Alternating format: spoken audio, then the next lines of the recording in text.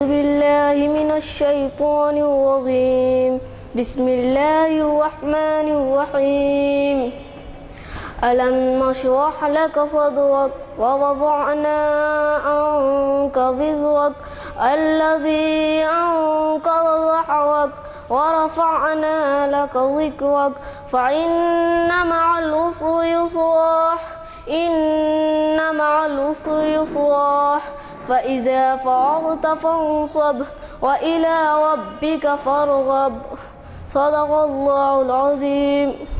ابھی کمسن قاری محمد عزیر سے کلام پاک کی تلاوت سماعت فرمائی۔ آج یہ محفل جیسے کہ آپ واقف ہیں تاریخ اسلام کی 529ویں نشست جامع مسجد عالیہ کے کانفرنس ہال میں آج بتاریخ 26 نومبر 2011 بعد نماز عصر منعقد ہو رہی ہے، اور آج کے ہمارے مقرر سے بھی آپ واقف ہیں، حافظ محمد ارشاد الدین صاحب، جنہوں نے عنوان دیا ہے سیرت حضرت عمر فاروق رضی اللہ تعالیٰ عنہ تاریخی واقعات کی روشنی میں۔ بہرحال میں تفصیل میں اس لیے اور نہیں جاؤں گا کہ آپ حافظ صاحب سے واقف ہیں، کل نماز جمعہ کا خطبہ بھی انہوں نے دیا ہمارے ہاں، اور ان کی صلاحیتوں کے بارے میں بہت زیادہ عرض نہیں کروں گا، صرف اتنا کہوں گا کہ ان کے جو مختلف خطابات مختلف موقعوں پہ ہوتے ہیں ان کو صحافت میں بھی کافی اہمیت دی جاتی ہے، اور وہ ہمارے ہاں کافی تیاری سے آتے ہیں اور ہمیں اپنی صلاحیتوں سے استفادہ کا موقع دیتے ہیں، جس کے لیے ہم ان کے ممنون ہیں اور اللہ تعالیٰ کے شکر گزار ہیں۔ میں گزارش کروں گا حافظ محمد ارشاد الدین صاحب سے کہ وہ اپنے دیے ہوئے معلنہ اعلان شدہ عنوان سے ہمیں مخاطب فرمائیں۔ جزاک اللہ۔ السلام علیکم ورحمۃ اللہ وبرکاتہ۔ نحمدہ ونصلی علی رسولہ الکریم، اما بعد فاعوذ باللہ السمیع العلیم من الشیطان الرجیم، بسم اللہ الرحمن الرحیم۔ قال رسول اللہ صلی اللہ علیہ وسلم لو کان نبی بعدی لکان عمر، او کما قال علیہ الصلاۃ والسلام۔ تعریفیں تمام اللہ رب العالمین کے لیے جو اپنی ذات و صفات میں یکتا ہے۔ درود و سلام تمام انبیاء و مرسلین پر، بالخصوص خاتم النبیین محمد عربی صلی اللہ علیہ وسلم پر۔ محترم جناب غلام یزدانی صاحب ایڈوکیٹ اور معزز سامعین، نبی اکرم صلی اللہ علیہ وسلم نے ایک موقع پر یہ بات بتلائی تھی کہ لو کان نبی بعدی لکان عمر، اگر میرے بعد کوئی نبی ہوتا تو وہ عمر ہوتے۔ نبی اکرم صلی اللہ علیہ وسلم کا یہ جملہ حضرت عمر فاروق رضی اللہ تعالیٰ عنہ کی عظمت کو سمجھنے کے لیے کافی۔ حضرت عبداللہ ابن مسعود رضی اللہ تعالیٰ عنہ نے بھی ایک موقع پر یہ بات کہی تھی کہ میں دیکھتا ہوں کہ جس دن سے عمر اسلام کے اندر داخل ہوئے ہیں، اسلام کی مثال اس اقبال مند شخص کی ہے جس کا ہر قدم بلندی کی جانب پڑتا ہے، اور جس دن سے عمر ابن خطاب رضی اللہ عنہ ہمارے درمیان سے گزرے ہیں، ان کی شہادت واقع ہوئی ہے، اس کے بعد سے میں یہ محسوس کرتا ہوں کہ اسلام کا ہر قدم پستی کی جانب بڑھتا ہے۔ یہ ابن مسعود رضی اللہ تعالیٰ عنہ نے ایک موقع پر بات کہی تھی۔ پھر حضرت عمر فاروق رضی اللہ تعالیٰ عنہ کے بارے میں ہمارا یہ عقیدہ بھی ہے، عقیدے کا ایک حصہ ہے کہ پوری امت کے اندر حضرت ابوبکر صدیق رضی اللہ عنہ کے بعد سب سے بلند مقام کی حامل کوئی شخصیت اگر گزری ہے تو حضرت عمر فاروق رضی اللہ تعالیٰ عنہ۔ صرف خلافت ہی کے لحاظ سے دوسرے امیر نہیں، دوسرے امیر المومنین یا دوسرے خلیفہ نہیں رہے، بلکہ یہ ہمارے عقیدے کا بھی ایک حصہ ہے کہ حضرت عمر فاروق اپنے کمالات، اپنی بزرگی، اپنی عظمت اور اپنی مختلف خوبیوں کی وجہ سے اس امت میں حضرت ابوبکر کے بعد سب سے بلند مرتبے کے حامل شخصیت گزرے۔ حضرت عمر فاروق رضی اللہ تعالیٰ عنہ کی سیرت کے اوپر گفتگو بڑی طویل گفتگو ہو سکتی ہے۔ اس کے اوپر بہت ساری کتابیں لکھنے والوں نے لکھی ہیں۔ محمد حسین ہیکل کی ایک کتاب میں سمجھتا ہوں 500-600 صفحات کے اوپر مشتمل کافی ضخیم اور کافی دلچسپ کتاب ہے۔ اگر اس کتاب کو ہاتھ میں ہم لیں تو اسے ختم کرنے تک میں سمجھتا ہوں کہ اس کتاب کو چھوڑنا دل نہیں چاہے گا۔ اسی طریقے سے مختلف لکھنے والوں نے حضرت عمر فاروق رضی اللہ عنہ کے بارے میں بہت ساری چیزیں بڑی تفصیل کے ساتھ لکھی ہیں۔ میں اس موقع پر کچھ واقعات کی روشنی میں حضرت عمر فاروق رضی اللہ عنہ کی سیرت کے کچھ گوشے آپ کے سامنے لانے کی کوشش کروں گا۔ سب سے پہلی چیز ان کی قبولیت اسلام کا واقعہ۔ حضرت عمر فاروق رضی اللہ تعالیٰ عنہ اسلام میں آنے سے قبل اسلام کے شدید مخالفین میں سے تھے، اور اتنے شدید دشمن تھے کہ انہوں نے تو اس بات کا عزم کیا تھا کہ نبی صلی اللہ علیہ وسلم ہی کو قتل کر دیں گے۔ مختلف موقعوں پر اسلام کے تعلق سے اپنی نفرت کا وہ اظہار بھی کیا کرتے تھے، لیکن 3 مرحلے ایسے ہوئے کہ حضرت عمر فاروق رضی اللہ تعالیٰ عنہ کا دل اس کے نتیجے میں نرم ہوا اور بالآخر انہوں نے اسلام قبول کرنے کا فیصلہ کیا۔ ایک مرحلہ وہ تھا جب کہ حضرت عمر ابن خطاب رضی اللہ عنہ خانہ کعبہ کے قریب سے گزر رہے ہیں اور نبی اکرم صلی اللہ علیہ وسلم قرآن حکیم کی تلاوت کر رہے ہیں۔ حضرت عمر فاروق کے قدم رک گئے اور سوچنے لگے کہ کیا بہترین قسم کا کلام ہے، محسوس ہوتا ہے کہ یہ کسی شاعر کا لکھا ہوا کلام۔ نبی اکرم صلی اللہ علیہ وسلم کی زبانی کلام انہوں نے سنا۔ ظاہری بات ہے اس کی جو تاثیر، قرآن حکیم کا اپنا اعجاز، اس کی اثر آفرینی، اور پھر نبی کی زبانی اس کا سننا۔ چنانچہ وہ رک گئے اور یہ جیسے ہی سوچا انہوں نے کہ کسی بہترین شاعر کا کلام ہے، نبی اکرم صلی اللہ علیہ وسلم سورہ حاقہ کی تلاوت کر رہے تھے اور اس آیت پر پہنچے، وما ہوا بقول شاعر قلیلا ما تؤمنون، یہ کسی شاعر کا قول نہیں، کم ہی لوگ اس پر ایمان لاتے۔ حضرت عمر فاروق رضی اللہ عنہ سوچ میں پڑ گئے کہ یہ شخص تو محسوس ہوتا ہے کاہن ہے، اس لیے کہ اس زمانے میں کاہن ہی اس بات کا دعویٰ کیا کرتے تھے کہ ہم دلوں کا حال جان لیتے۔ میں نے ابھی سوچا کہ یہ کوئی بہترین شاعر کا کلام ہے اور اس نے جواب دے دیا، حالانکہ میں نے اس سے گفتگو بھی نہیں کی تھی۔ نبی اکرم صلی اللہ علیہ وسلم نے سورہ حاقہ کی اگلی آیت کی تلاوت کی، وَلَا بِقَوْلِ كَاهٍ قَلِيلًا مَا تَذَكَّرُونَ، یہ کسی کاہن کا بھی کلام نہیں ہے، کم ہی لوگ اس سے نصیحت حاصل کرتے ہیں۔ حضرت عمر سوچ میں پڑ گئے کہ پھر آخر یہ کس کا کلام ہے، شاعر کا بھی کلام نہیں، کاہن کا بھی کلام نہیں۔ نبی صلی اللہ علیہ وسلم نے اگلی آیت پڑھی، تنزیل من رب العالمین، یہ سارے جہانوں کے پروردگار کی جانب سے نازل کیا گیا کلام۔ یہ وہ پہلا موقع تھا جب کہ قرآن حکیم نے حضرت عمر کے دل پر اٹیک کرنے کا کام کیا، اور اس طریقے سے ان کے دل کو ہٹ کیا کہ حضرت عمر فاروق رضی اللہ تعالیٰ عنہ کی رائے قرآن حکیم کے بارے میں وہیں سے بدلنی شروع ہوئی۔ لیکن ابھی جاہلی عصبیت کا وہ پردہ پوری طریقے سے نہیں پھٹا تھا جس سے نکلتے تو وہ اسلام کے اندر داخل ہوتے۔ مخالفت کا سلسلہ جاری رہا، یہاں تک کہ دوسرا مرحلہ وہ آیا جب وہ اپنی چچازاد بہن حضرت لیلہ رضی اللہ تعالیٰ عنہ کے پاس پہنچے۔ وہاں پہنچے تو دیکھا کہ وہ اپنا سامان سمیٹ رہی تھی، پیکنگ کر رہی تھی۔ پوچھا کہ اے لیلہ کہاں جانے کی تیاری کر رہی ہو؟ تو اس موقع پر انہوں نے کہا کہ عمر تم نے ہم لوگوں کو اتنا ستایا، اسلام قبول کرنے کے نتیجے میں اتنی تکلیفیں تم نے ہم کو دی کہ ہم نے اس بات کا فیصلہ کر لیا ہے کہ اللہ کی زمین بڑی ہے، اس مقام کو چھوڑ کر نکل جائیں گے اور کہیں نہ کہیں جا کر پناہ لے لیں گے جہاں پر ہمارا ایمان اور اسلام محفوظ ہو جائے۔ جب انہوں نے یہ جملے کہے تو حضرت عمر فاروق رضی اللہ عنہ اگرچہ کہ اسلام کے اندر داخل نہیں ہوئے تھے، اگرچہ کہ اسلام کے مخالفین کے اندر ان کا نام بہت ہی نمایاں نام تھا اس وقت بھی، لیکن ان جملوں کا چچیری بہن کے کچھ ایسا اثر ہوا کہ وہ غمگین ہو گئے، چہرہ نیچے کر لیا اور کافی دیر تک اسی حالت میں بیٹھے رہے اور پھر خاموشی کے ساتھ اٹھ کر وہاں سے نکل گئے۔ حضرت لیلہ نے جب یہ منظر دیکھا تو ان کے جانے کے بعد جب ان کے شوہر آئے تو ان کے سامنے اس واقعے کو سناتے ہوئے کہا کہ مجھے امید پیدا ہو گئی ہے کہ عمر اسلام کے اندر داخل ہو جائیں گے۔ لیکن ان کے شوہر نے اس موقع پر جو کمنٹ کیا وہ یہ تھا کہ عمر کا گدھا مسلمان ہو سکتا ہے لیکن عمر مسلمان نہیں ہو سکتے، مجھے اس بات کا کوئی یقین نہیں، مجھے اس بات کی کوئی امید نہیں ہے کہ عمر مسلمان ہوں گے۔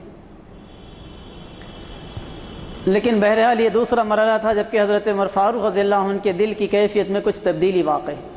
اور پھر تیسرا مرحلہ وہ ہوا تھا جب کہ تلوار لے کر نکلے، وہ مشہور واقعہ جب بالآخر اپنی بہن، سگی بہن کے گھر کو پہنچے، ان کی پٹائی کی، بہن بھائی کو مارا، اور پھر بالآخر انہوں نے کہا کہ تم چاہے کچھ بھی کر لو عمر، ہم دین کو چھوڑنے والے نہیں ہیں۔ تو کہا کہ سنا آخر وہ کیا کلام ہے۔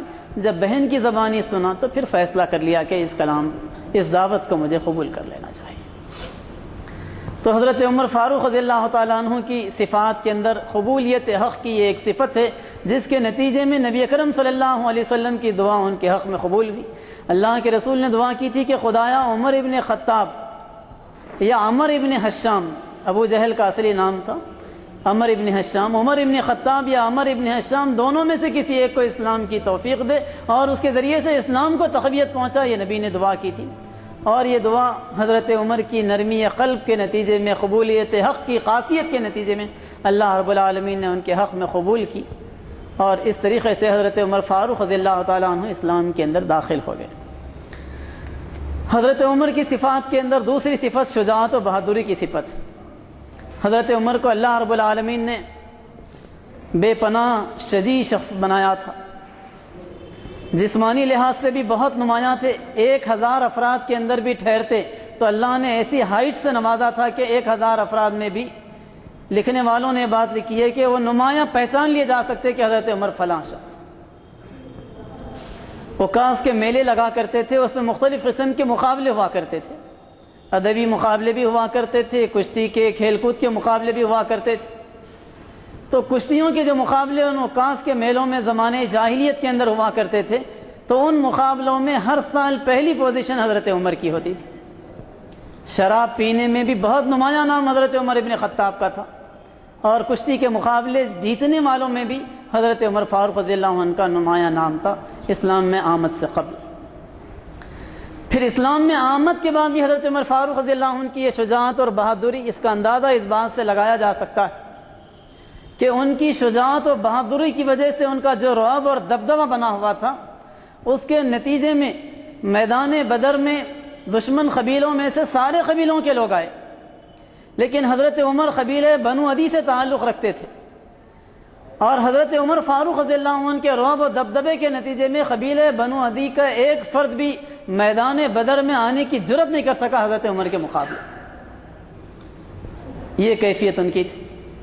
پھر ان کی شجاعت و بہادری کا اندازہ اس واقعے سے بھی ہم کر سکتے ہیں کہ جس موقع پر مسلمانوں کو اللہ کے رسول نے ہجرت کی اجازت دی اور لوگ چھپتے چھپاتے ہجرت کرنے لگے، کسی کو کسی کافر نے دیکھا تو پکڑ کر مال و دولت اس کی کھینچ لی، پراپرٹیز پر قبضہ کر لیا، لوگوں کو روکنے کی کوششیں کی، تکلیفیں دی۔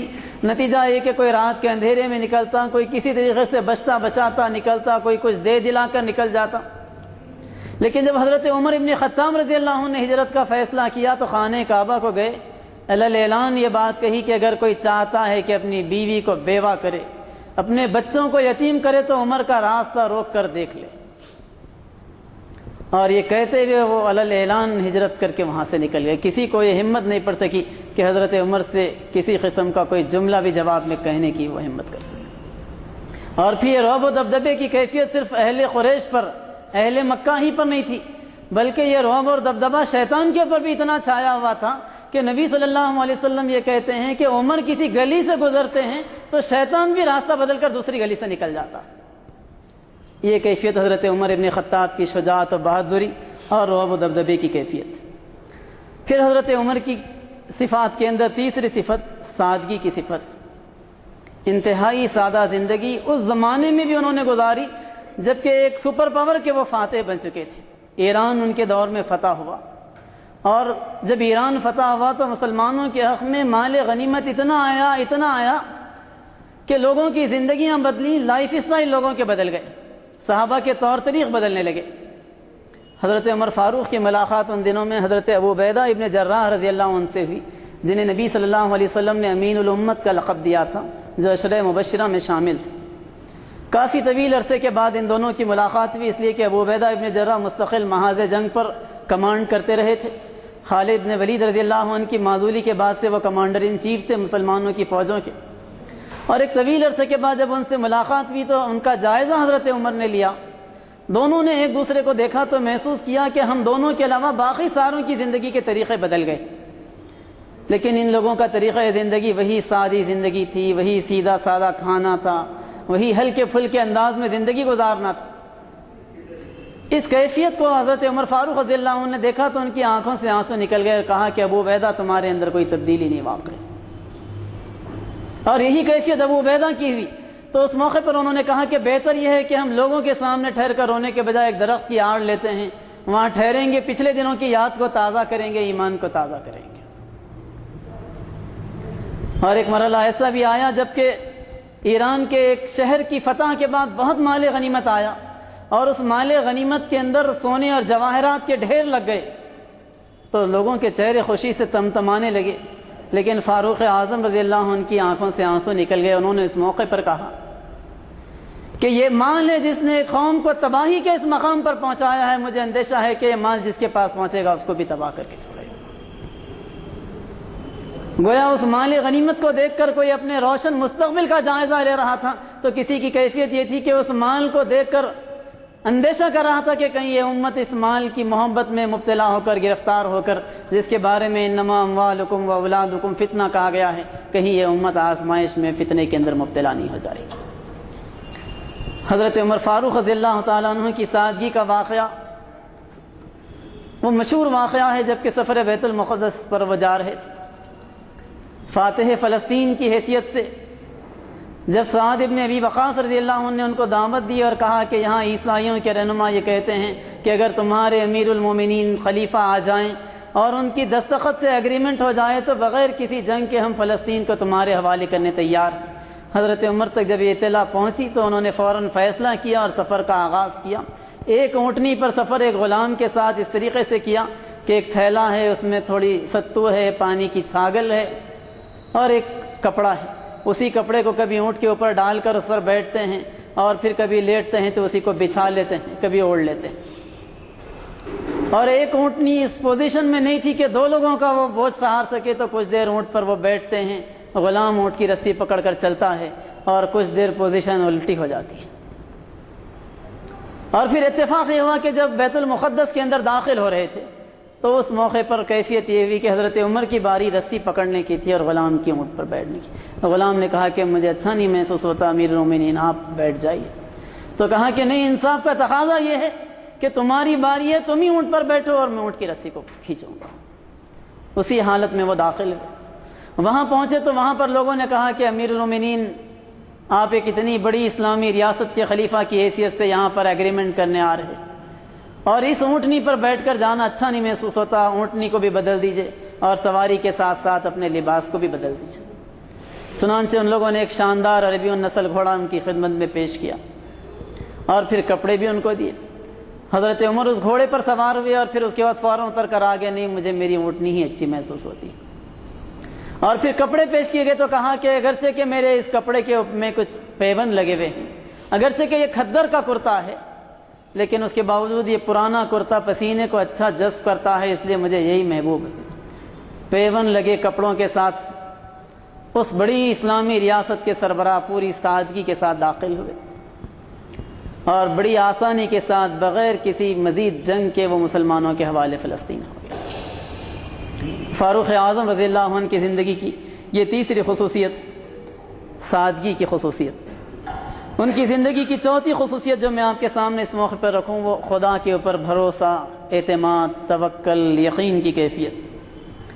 فاروق اعظم رضی اللہ تعالیٰ عنہ کا معاملہ یہ تھا کہ ایک موقع ایسا ہوا جبکہ مصر مسلمانوں نے فتح کر لیا اور مصر کی فتح کے بعد وہاں سے گورنر حضرت عمر ابن عاص رضی اللہ عنہ انہوں نے خط لکھا اور کہا کہ یہاں پر لوگوں کا معمول یہ ہے کہ سال میں ایک مرتبہ ایک نوجوان غیر شادی شدہ لڑکی کی وہ قربانی دیا کرتے ہیں، اور جب اس کی قربانی دیتے ہیں تو ان کا یہ عقیدہ ہے کہ دریائے نیل میں پانی بہہ پڑتا ہے، اور اگر وہ قربانی نہیں دی جائے تو اس کے نتیجے میں دریائے نیل سوکھ جاتا ہے، قحط آ جاتا ہے۔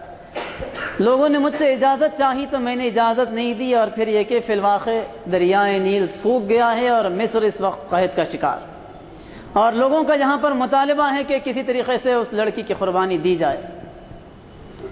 میں آپ کی ہدایت کے انتظار میں ہوں، ویسے میں نے تو اجازت نہیں دی، حضرت عمر فاروق رضی اللہ عنہ کے پاس جب وہ خط آیا تو انہوں نے جواب میں 2 خط لکھے. ایک خط تو عمر ابن عاص رضی اللہ عنہ کے نام لکھا کہ اے عمر ابن عاص، تم نے جو فیصلہ کیا وہ صحیح فیصلہ کیا، اس کے اوپر تمہیں قائم رہنا چاہیے.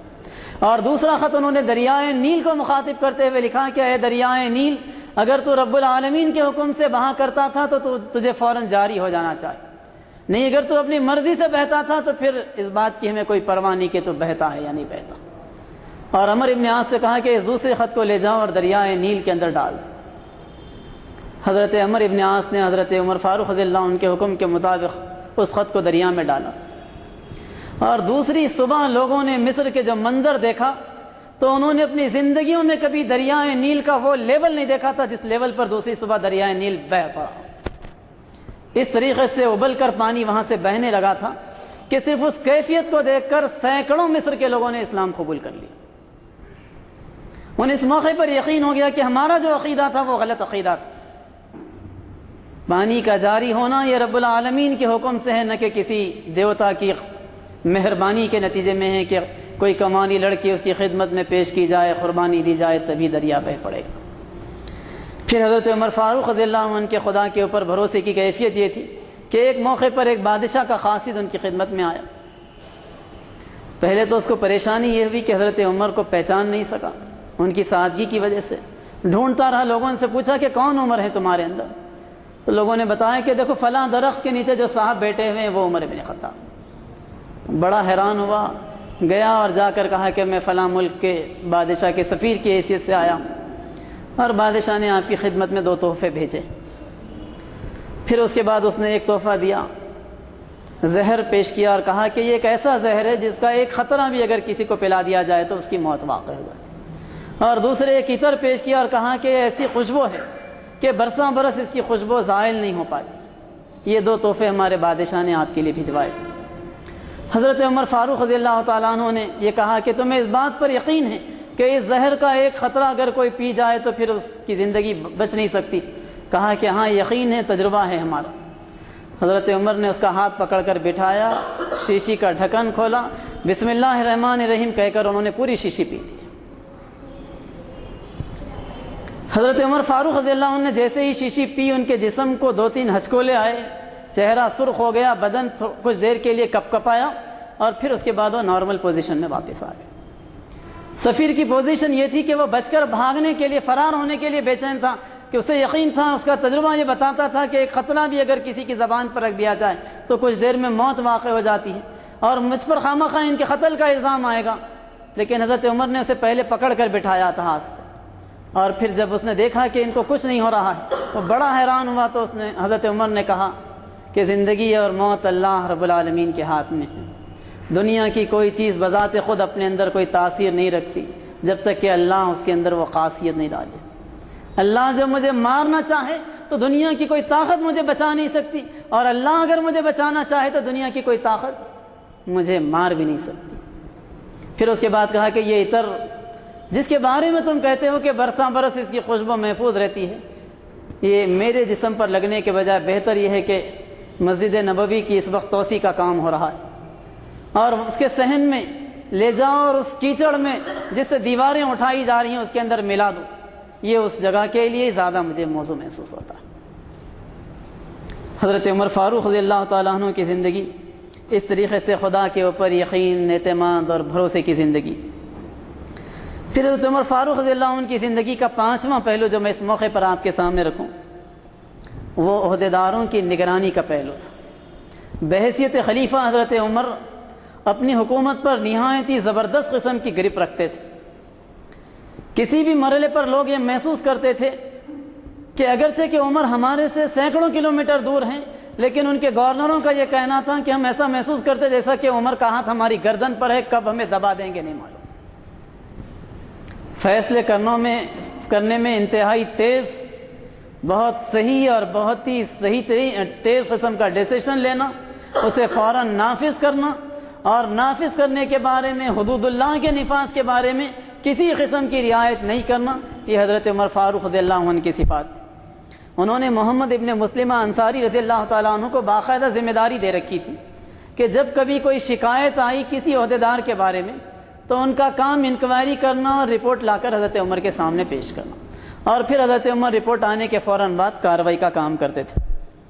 مصر کے ایک شخص کی شکایت آئی کہ گورنر مصر حضرت عمر ابن عاص رضی اللہ عنہ نے گھوڑ دوڑ کے میدان میں شکست پر حضرت عمر ابن عاص کے بیٹے نے ایک شخص کے اوپر کوڑے مارنے کا کام کیا، صرف اس وجہ سے کہ اس نے شکست دی تھی میدان میں گھوڑ دوڑ کے مقابلے۔ غصے میں آ کر گورنر کے بیٹے نے اس معصوم شخص کو کوڑے لگا دینے کا کام کیا۔ حضرت عمر کے پاس شکایت آئی تو انہوں نے محمد ابن مسلمہ انصاری کو بھیجا، وہ گئے اور تحقیق کر کے کہا کہ شکایت صحیح ہے، صاحبزادے نے زیادتی کی۔ حضرت عمر نے باپ اور بیٹے دونوں کو بلایا، گورنر مصر کو بھی بلایا اور زیادتی کرنے والے بیٹے کو بھی بلوایا، اور پھر اس مظلوم شخص کو جس کی شکایت تھی اس کو بھی بلوایا۔ اور پھر جب وہ لوگ پہنچ گئے تو اس موقع پر حضرت عمر فاروق رضی اللہ عنہ نے کوڑا پکڑایا اس مظلوم شخص کے ہاتھ میں اور کہا کہ تمہیں جتنے کوڑے انہوں نے مارے تھے ان کو مارنے کا کام کرو۔ وقت کے گورنر کے بیٹے کو کوڑے مارے جا رہے ہیں، تصور کیجئے کہ آج کہاں کی ہم جمہوریت کی بات کرتے ہیں، کہاں وہ دور فاروقی۔ حضرت عمر فاروق رضی اللہ تعالیٰ عنہ کے حکم پر کوڑے لگائے گئے، اور جب کوڑے مان لیے اس شخص نے تو حضرت عمر نے کہا کہ بہتر یہ ہے کہ اس کے باپ عمر ابن عاص کو بھی ایک آدھ کوڑا لگا دو، اس وجہ سے کہ برخوردار نے اسی وجہ سے یہ جرأت کی ہے کہ باپ مصر کے گورنر ہیں، اس وجہ سے اس نے تم کو کوڑے مارے، اگر یہ گورنر نہیں ہوتے تو ان کو ہمت نہیں ہوتی تم کو کوڑا مارنے۔ تو اس موقع پر اس شخص نے جس کے ساتھ زیادتی ہوئی تھی اس نے کہا کہ میں بہتر نہیں سمجھتا کہ جتنی زیادتی میرے ساتھ ہوئی اس سے کہیں زیادہ میں یہ کام کروں۔ تو حضرت عمر نے کہا کہ ٹھیک ہے، تم بدلہ نہیں لینا چاہتے تو کوئی بات نہیں، لیکن میری تو خواہش تھی کہ تم باپ کو بھی ایک ہاتھ کوڑا لگا دیتے تو یہ بہتر تھا۔ پھر حضرت عمر فاروق رضی اللہ تعالیٰ عنہ نے جو ہدایات گورنرز کے لیے جاری کی تھیں اس کے اندر یہ بھی تھی کہ کوئی گورنر اپنے دروازے پر کوئی سیکیورٹی نہیں رکھے، کوئی دربان نہیں رہے، تاکہ لوگوں کو آنے جانے میں، گورنر سے ملنے میں، شکایات پیش کرنے میں، مسائل سامنے رکھنے میں کوئی دشواری نہ ہو۔ پھر دوسری ان کی یہ ہدایت تھی کہ کوئی گورنر باریک کپڑے کا لباس نہیں پہنے، اور پھر یہ بھی ان کا فرمان تھا کہ سادے سیدھے قسم کے گھروں میں تم لوگوں کو رہنا چاہیے۔ مزید انہوں نے یہ بات بھی کہی تھی کہ چھنے ہوئے آٹے کی روٹی بھی گورنر کے لیے ممنوع ہے، اس قسم کی کچھ ہدایات انہوں نے دے رکھی تھی۔ تو جزیرہ ایک مقام تھا جس کے گورنر ایاز ابن غنم تھے، ان کے بارے میں شکایت پہنچی حضرت عمر کے پاس کہ ان کے دروازے کے اوپر دربان بھی بیٹھا ہوا ہے جس کے نتیجے میں لوگوں کو ملنے میں دقت پیش آتی ہے، مزید یہ کہ یہ باریک کپڑا بھی پہنتے ہیں، چھنا ہوا آٹا بھی یہ کھانے کا کام کرتے ہیں۔ حضرت عمر نے اپنے طریقے کے مطابق محمد ابن مسلمہ انصاری کو بھجوایا، انہوں نے انکوائری کی اور پھر رپورٹ آ گئی کہ یہ ساری شکایات صحیح ہیں۔ تو جزیرے کے گورنر کو حضرت عمر نے بلوایا، اور جب وہ حاضر ہوئے تو کہا کہ تمہارے بارے میں یہ شکایات ہیں اور تحقیق سے ثابت ہوا ہے کہ یہ صحیح۔ تو اس موقع پر انہوں نے اعتراف کیا، تو حضرت عمر فاروق رضی اللہ تعالیٰ عنہ نے اس موقع پر ان کو حکم دیا کہ تم اپنے ان کپڑوں کو اتارو، اور اس کے بدلے میں ایک کمبل انہوں نے دیا کہ یہ کمبل پہنو، اور یہ کمبل کو اوڑھ کر یہ بکریاں لے جاؤ اور لے جا کر مدینے کے اطراف میں ان بکریوں کو چرا کر واپس آؤ۔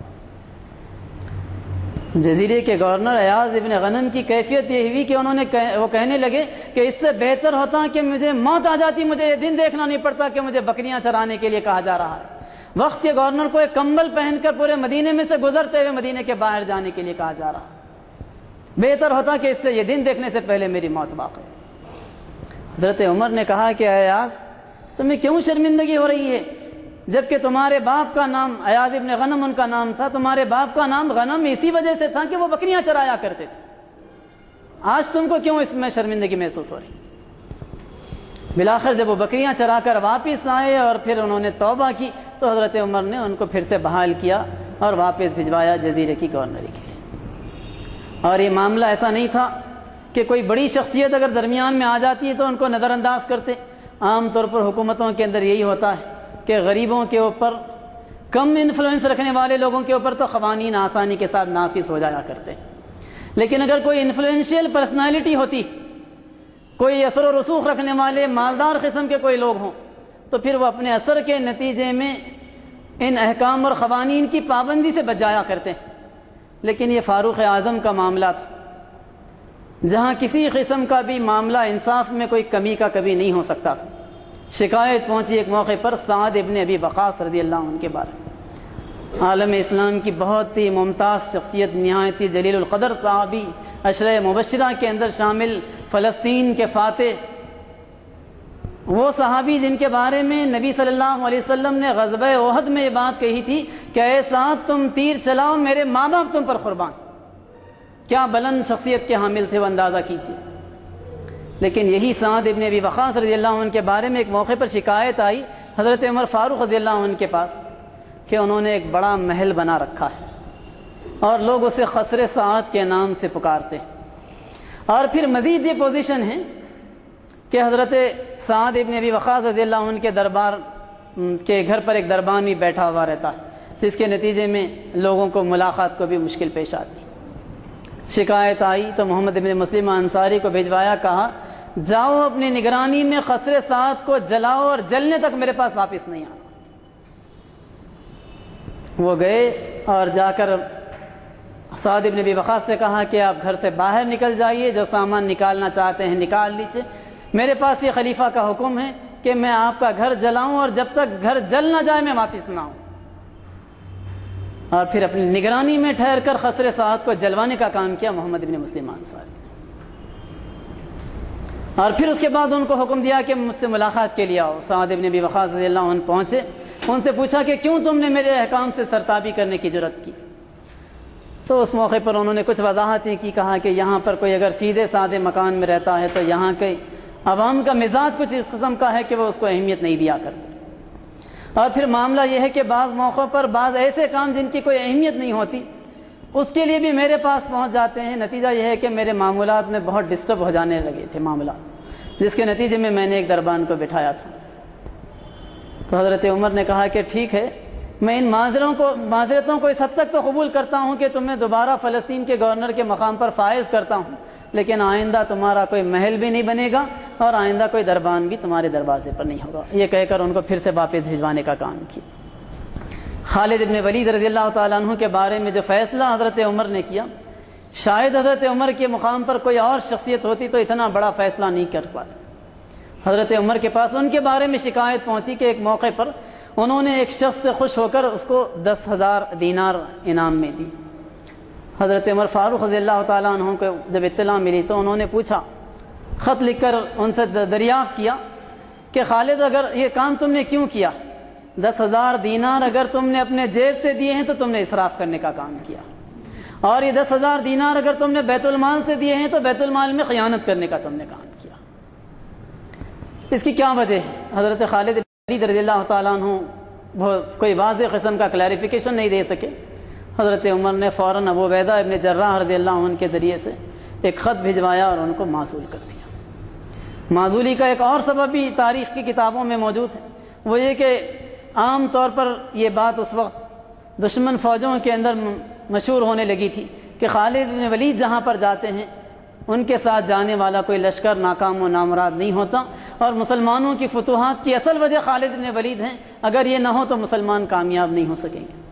اور حضرت عمر نہیں چاہتے تھے کہ کوئی ایسا معاملہ ہو جائے کہ لوگ اسلام کو مجموعی طور پر ایک طاقت سمجھنے اور اسلامی لشکر کو ایک قوت سمجھنے کے بجائے کسی ایک فرد کے بارے میں یہ تصور اور یہ گمان کریں، اور اس وجہ سے انہوں نے ان کو معزول کیا، اور حضرت عمر رضی اللہ تعالیٰ عنہ نے خالد بن ولید کی جگہ ابو عبیدہ ابن جراح کو کمانڈر ان چیف بنانے کا کام کیا۔ اس طریقے سے یہ حضرت عمر فاروق رضی اللہ عنہ کی سیرت کا ایک پہلو تھا، عہدیداروں کی نگرانی کا پہلو۔ پھر سیرت فاروقی کا ایک 5واں پہلو بیت المال کی حفاظت کا معاملہ تھا۔ حضرت عمر فاروق رضی اللہ عنہ بیت المال کی حفاظت کے بارے میں اتنے چوکنا رہا کرتے تھے، اس کا اندازہ کیجئے کہ ایک موقع پر ان کے بیٹے حضرت عبداللہ رضی اللہ عنہ کا اونٹ سرکاری چراگاہ میں چھوڑا گیا، اور وہاں پر کچھ دن چرنے کے بعد وہ اونٹ اچھا خاصا موٹا ہو گیا، اور جب اس اونٹ کو بیچنے کا مرحلہ آیا تو اس کی قیمت زیادہ آنے لگی اس کی صحت مندی کی وجہ سے۔ تو حضرت عمر نے بیٹے سے کہا کہ اس اونٹ کو بیچ دو، اور بیچنے کے بعد قیمت جو آئے تو اس قیمت میں سے اتنی قیمت سرکاری بیت المال میں داخل کر دینا جتنی قیمت کم آ سکتی تھی سرکاری چراگاہ میں چرنے جانے سے قبل، اور انہوں نے اس رقم کو داخل کروا دینے کا کام کیا۔ یہی معاملہ حضرت عمر فاروق رضی اللہ عنہ کا ہوا اس موقع پر جبکہ عراق میں جہاد میں کامیابی کے بعد مسلمانوں کے حصے میں مال غنیمت آیا، اور حضرت ابو موسیٰ اشعری رضی اللہ تعالیٰ عنہ جو اس موقع پر وہاں پر بیت المال کے ذمہ دار تھے، انہوں نے حضرت عمر فاروق رضی اللہ تعالیٰ عنہ کے صاحبزادے کو کچھ رقم دی اور کہا کہ یہ رقم کو تمہیں پہنچانا ہے، تم جاتے ہوئے تجارت کر لو اس رقم کے ذریعے سے، اور جو نفع ہے وہ رکھ لینا، اور پھر بیت المال کی جو اصل رقم ہے وہ بیت المال میں داخل کر دینے کا کام کرنا۔ انہوں نے وہ کام کیا، اچھا خاصا نفع ہوا، واپس آئے اور بیت المال میں وہ رقم داخل کی۔ حضرت عمر نے پوچھا کہ یہ باقی رقم تمہارے پاس کہاں سے آئی؟ کہا کہ ابو موسیٰ اشعری نے ایسا ایسا کہا تھا، میں نے یہ کیا، اس کے نتیجے میں مجھے یہ پروفٹ ملا۔ تو اس موقع پر حضرت عمر فاروق نے کہا کہ یہ ساری رقم بھی بیت المال ہی کا حصہ ہے، یہ بھی اسی میں داخل کر دو۔ اس رقم میں سے 1 دینار بھی انہوں نے اپنے بیٹے کو لینے کی اجازت نہیں دی، ساری کی ساری رقم وہیں پر جمع کر دی۔ اور ایسا ہی معاملہ حضرت عمر کا اس موقع پر ہوا جبکہ وہ بیمار پڑے اور طبیب نے یہ بات کہی کہ شہد آپ کے لیے نہایت ضروری، اور حضرت عمر معاشی لحاظ سے اس پوزیشن میں نہیں تھے کہ وہ شہد خرید سکتے، اس لیے کہ انہوں نے اپنا سارا وقت خلافت کی ذمہ داریوں کے لیے وقف کر رکھا تھا۔ اب کمانے کے لیے کوئی وقت ان کو نہیں ملا کرتا تھا، بیت المال سے جو تھوڑا بہت وظیفہ وہ لیا کرتے تھے اس کے اندر شہد خریدنا ان کے لیے ممکن نہیں تھا۔ تو اس موقع پر مسجد نبوی میں لوگوں کو جمع کیا اور انہوں نے لوگوں کے سامنے اعلان کیا کہ لوگوں، طبیب میرے سامنے اس قسم کی بات رکھتا ہے، اگر تم لوگ مجھے اجازت دیتے ہو تو تمہاری اجازت سے میں بیت المال سے پیسے لے کر شہد خرید سکتا ہوں، اگر اجازت نہیں دو گے تو میں شہد نہیں خریدتا ہوں۔ جب مسجد نبوی میں جمع لوگوں نے اجازت دی تو اس کے بعد انہوں نے بیت المال سے رقم لے کر شہد خریدنے کا کام کیا۔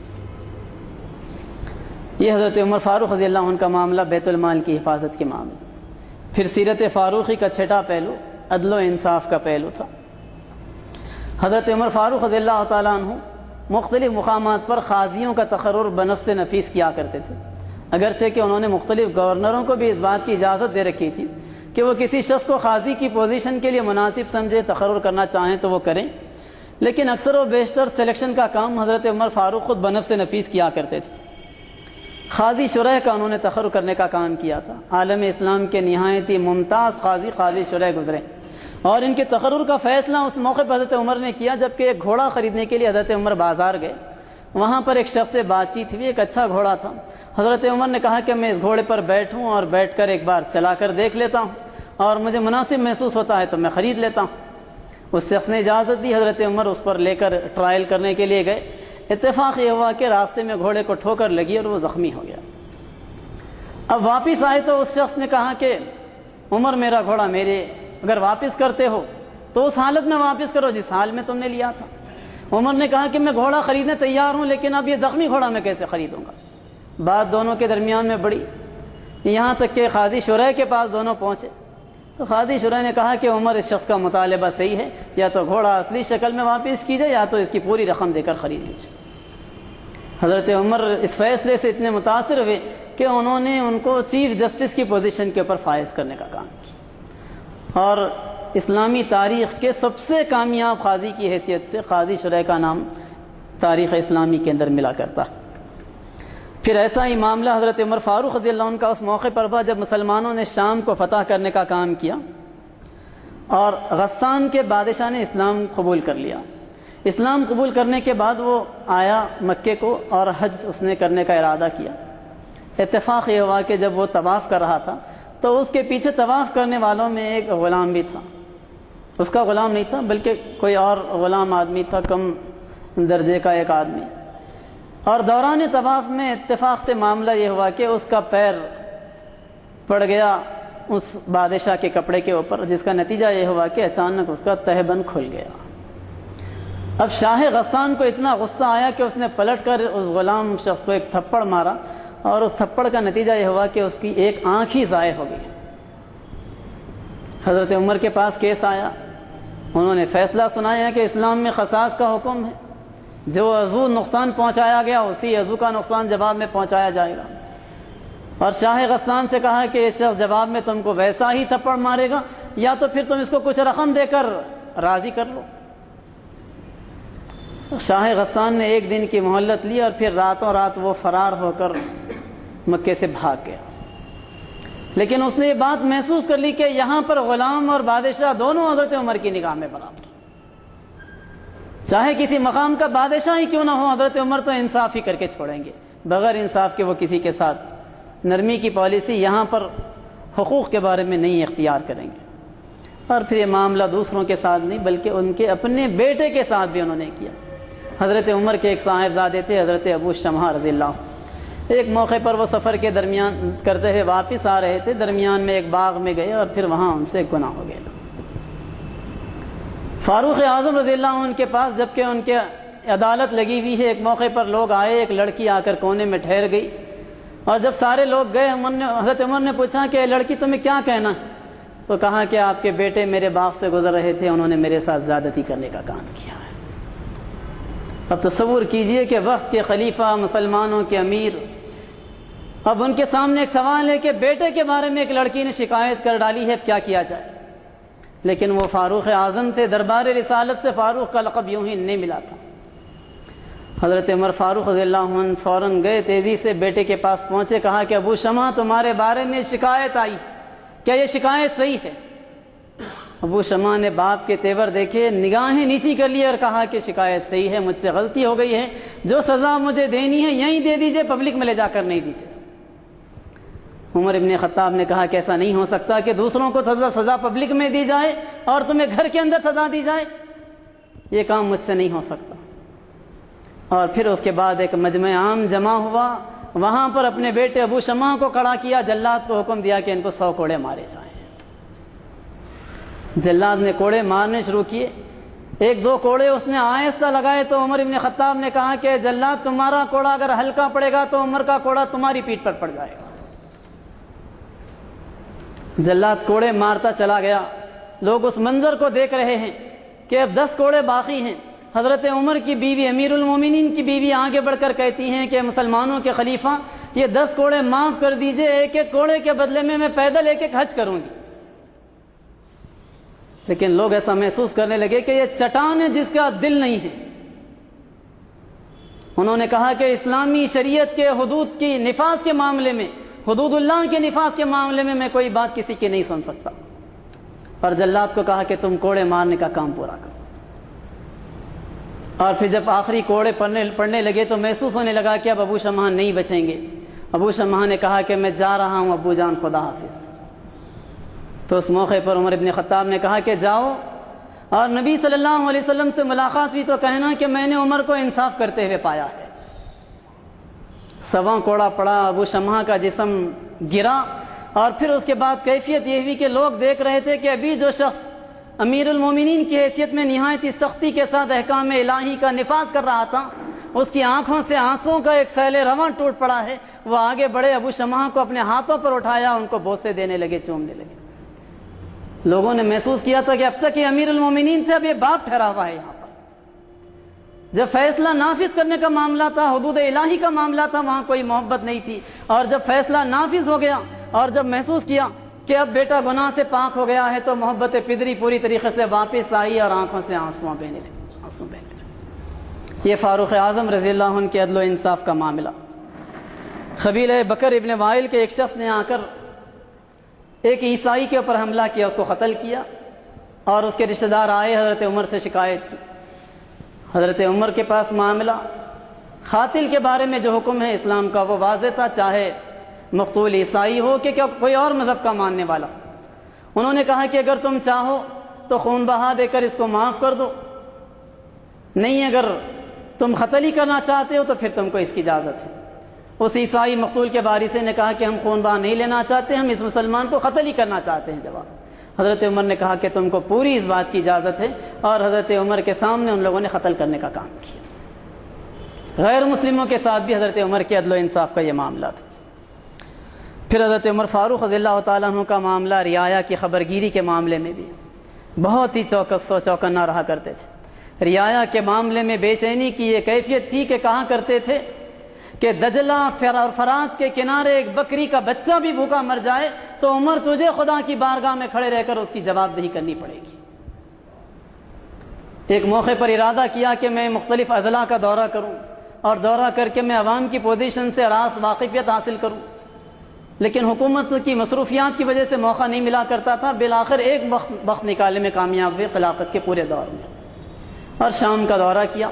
دورہ کرتے ہوئے واپس ہو رہے ہیں, ایک جھوپڑی کے پاس رکے، ایک بوڑھی عورت سے ملاقات ہوئی، کہا کہ تم کس حال میں ہو؟ تو بوڑھی عورت جو حضرت عمر سے واقف نہیں تھی کہا کہ میرا کوئی پوچھنے والا نہیں ہے۔ کہا کہ کیا اسلامی حکومت کی جانب سے تم کو کوئی وظیفہ نہیں ملتا؟ تو عورت نے کہا کہ عمر مسلمانوں کا خلیفہ بنا بیٹھا ہے، میں بوڑھی کس حال میں مر رہی ہوں، عمر کو اس بات کی کوئی پرواہ نہیں۔ عمر ابن خطاب رضی اللہ عنہ نے اس موقع پر کہا کہ اے بوڑھی ماں، عمر ابن خطاب کو بہت ذمہ داریاں ہیں، اتنی بڑی مملکت ہے، کیسے وہ سب کے بارے میں فکر کر سکیں گے؟ تو عورت نے کہا کہ اگر عمر سب کی فکر نہیں کر سکتا تو خلافت کے مقام پر کیوں فائز ہٹ جانا چاہیے اسے؟ حضرت عمر بڑے پریشان ہوئے، کہا بوڑھی ماں، میں عمر کی جانب سے تم کو سونے کے کچھ سکے دیتا ہوں، عمر کو کیا تم معاف کر دو گی؟ عورت نے کہا کہ تم کیوں دیتے ہو؟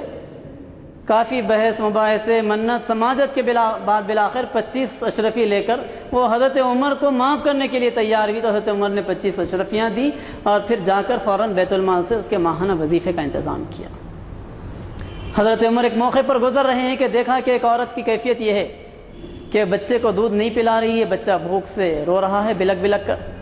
تو اس موقع پر حضرت عمر جاتے ہوئے کہا کہ بچے کو دودھ کیوں نہیں پلاتی، دودھ پلانے میں جلدی کرو۔ کچھ دیر کے بعد پھر واپس آئے اپنے کام سے تو پھر بچہ رو رہا ہے، کہا کہ تم کیسی بے رحم ماں ہو کہ بچے کو اس طریقے سے تڑپا رہی ہو۔ تو عورت جو حضرت عمر سے واقف نہیں تھی کہا کہ خلیفہ کا یہ حکم ہے کہ جب تک بچہ دودھ پینا نہیں چھوڑ دے ماں کا، اس وقت تک اس کے لیے وظیفہ نہیں جاری کیا جائے گا۔ حضرت عمر نے جب جملہ سنا تو کہا کہ اے عمر، نہیں معلوم تو نے کتنے بچوں کا اس طریقے سے خون کیا ہوگا، کس طریقے سے تو نے بچوں کو تڑپایا ہوگا۔ اور جا کر فوراً نئے احکام جاری کیے کہ جیسے ہی کوئی بچہ پیدا ہوگا اس کے لیے حکومت وظیفہ جاری کرنے کا کام کرے گی۔ کیفیت یہ ہوتی تھی کہ مجاہدین کے خطوط آیا کرتے تھے تو حضرت عمر مدینے میں جتنے مجاہدین تھے ان کے گھروں کو پہنچتے اور مدینے کے باہر گئے ہوئے مجاہدین کے خطوط بنفس نفیس پہنچاتے گھروں کو، اور گھر کے باہر چبوترے پر بیٹھ جاتے اور کہتے کہ اماں کوئی خط کا جواب لکھوانا ہو تو کہو، عمر خدمت کے لیے حاضر۔ لوگوں کے جواب لکھوانے کا کام کرتے، پوچھتے کہ گھر میں ترکاری نہیں ہے، اناج نہیں ہے تو میں لا کر دینے کے لیے تیار ہوں۔ ایک شخص سے ملاقات ہوئی، دیکھا کہ وہ بائیں ہاتھ سے کہہ رہا ہے، پوچھا کہ تمہاری کیفیت کیا ہے، کیوں تم بائیں ہاتھ سے کہہ رہے ہو؟ کہا کہ فلاں جہاد کے موقع پر میرا دایاں ہاتھ شہید ہو گیا۔ وہاں بیٹھ گئے، کہنے لگے کہ تمہیں تکلیف کتنی ہوتی ہوگی وضو کرنے میں، کھانے میں کتنی مشکل ہوتی ہوگی، کاموں میں کتنی مشکل ہوگی۔ یہ جملے کہتے گئے اور بالآخر پھر بیت المال کی جانب سے ایک آدمی کو مقرر کیا کہ اس آدمی کی تنخواہ بیت المال سے دی جائے گی اور اس کا کام اس مجاہد کی خدمت کرنے کا کام۔ ایک موقع پر گزر رہے ہیں، ایک عورت نے کہا کہ میں فلاں صحابی کی بیوہ ہوں جو کہ اس وقت موجود تھے جبکہ صلح حدیبیہ ہو رہی تھی، اور اس درخت کے نیچے انہوں نے بیعت کی تھی جسے بیعت رضوان کے نام سے یاد کیا جاتا ہے۔ میرے شوہر کی شہادت کے بعد میں اس پوزیشن میں نہیں ہوں کہ اپنی ذمہ داریوں کو ادا کر سکوں، کما بھی نہیں سکتی، 4-5 چھوٹے چھوٹے بچے۔ حضرت عمر نے سنا تو کہا کہ تم یہیں ٹھہرو، میں بھی آتا ہوں۔ گئے بیت المال سے چن کر ایک موٹا تازہ صحت مند اونٹ نکالا، اس کے اوپر اناج لادا، کپڑوں کی تھان رکھی، رقم لی اور پھر یہ ساری چیزیں لے کر آئے اور آ کر اس عورت کے حوالے کہا کہ یہ اس وقت کے لیے ہے، آئندہ جب بھی ضرورت پڑے بیت المال کو پہنچنا، وہاں میں نے بیت المال کے امین کو ہدایت دے دی۔ حضرت فاروق اعظم رضی اللہ تعالیٰ عنہ کی زندگی کے اور بھی بہت سارے واقعات ہیں، لیکن میں نے جیسا کہ ابتداءً کہا کہ سیرت فاروقی ایک اتنا طویل موضوع ہے جس پر لکھنے والوں نے سینکڑوں صفحات لکھے ہیں۔ نماز مغرب کے لیے 5-7 منٹ رہ گئے، اس وجہ سے میں اپنی گفتگو کو طول دینا نہیں چاہتا، صرف یہ کہتے ہوئے اپنی گفتگو کو ختم کرتا ہوں کہ مجموعی طور پر حضرت عمر فاروق رضی اللہ عنہ نے جس طریقے سے اس وقت کی اسلامک اسٹیٹ کو چلانے کا کام کیا تھا، داخلی پالیسی ہو، خارجہ پالیسی ہو، فائنانس کے معاملات ہوں، فنڈامنٹل رائٹس کے معاملات ہوں، ہر معاملے میں انہوں نے حکومت کو وقت کی ویلفیئر اسٹیٹ میں تبدیل کرنے کا کام کیا، کرنسی جاری کرنے کا کام کیا، پولیس اسٹیشنز بنوانے کا کام کیا، چیک پوسٹ بارڈرز پر بنوانے کا کام حضرت عمر نے کیا، پوسٹل سسٹم سب سے پہلے حضرت عمر نے قائم کرنے کا کام کیا، لوگوں کو بیت المال سے باقاعدہ سیلریز کا سسٹم جو فل ٹائم یا پارٹ ٹائم امپلائیز باقاعدہ ہوا کرتے تھے ان کو دینے کا کام کیا، اماموں اور مؤذنوں کی تنخواہوں کا سسٹم حضرت عمر نے جاری کیا، فلاحی کام حضرت عمر نے اتنے کیے کہ جگہ جگہ نہریں کھدوائیں، آبپاشی کی جو ضرورتیں تھیں اس کو پورا کرنے کا کام کیا، رعایا کی خبرگیری کا کام، عدل و انصاف کا کام، صلح و صفائی کا کام، عدالتوں کے ذریعے سے کام۔ غرض یہ کہ پوری ان کی جو مملکت تھی اس کے بارے میں یہ بات کہی جا سکتی ہے کہ پھر اس کے بعد سے زمین پر شاید ایسی حکومت کبھی قائم نہیں ہو سکی۔ میری اللہ تعالیٰ سے دعا ہے کہ اللہ تعالیٰ نظام عدل و انصاف کو قائم کرنے کی جو ذمہ داری امت مسلمہ کی ہے، اس ذمہ داری کے قیام کے معاملے میں حضرت عمر کی سیرت کو سامنے رکھتے ہوئے ہمیں اپنی ذمہ داریوں کو انجام دینے کی توفیق عطا فرما۔ آمین وآخر دعوانا الحمدللہ۔ حضرات، آپ نے ایک پرمغز خطاب سماعت فرمایا۔ مجھے خطاب کے دوران دو باتیں آپ سب کو سنانے کے لائق یاد آئیں۔ ایک تو یہ کہ دکنی محاورے میں جیسا طنز ہوتا ہے، وہ طنز میں ایک محاورہ بن گیا ہے۔ آپ نے حضرت عمر کی